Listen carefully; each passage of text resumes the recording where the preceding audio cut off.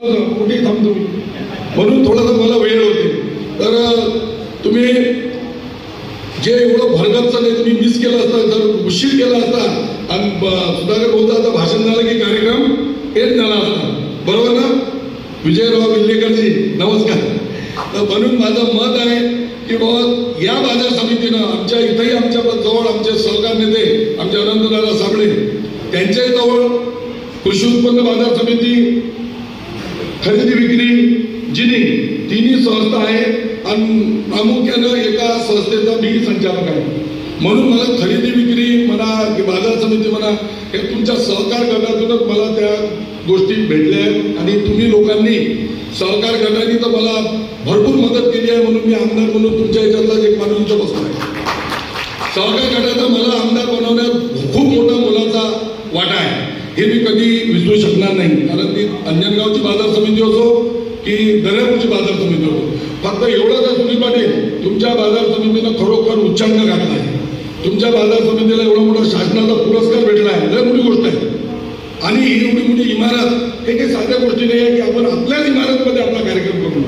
नाहीतर कधी कधी काय होतं की आपल्याला बाजार समितीला भाड्यानं करावं लागतं. आता आमच्या इथं थोडी बहुत बाजार समिती मोठे पटांगण मोठं आहे, म्हणून कुठल्या ना कुठल्या आम्ही एका याच्यामध्ये बरेचशा आता आमची बाजार समितीची बैठक झालेली आहे, म्हणजे सभा झालेली आहे आणि खरेदी विक्रीची झालेली आहे.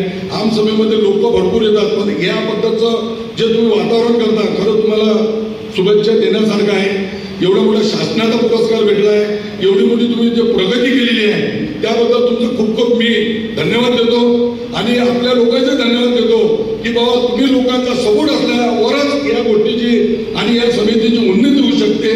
अधिक बरंच काही बोलण्यासारखं आहे, शेतकऱ्यांचे बरेच काही प्रश्न आहेत. कारण आपल्या बाजार समितीच्या माध्यमातून आपण सगळ्या गोष्टी बोलू शकतो, आपण प्रशासनाला मांडू शकतो. आता ज्वारीचा मुद्दा होता, त्यांनी ज्वारी बंद केली होती.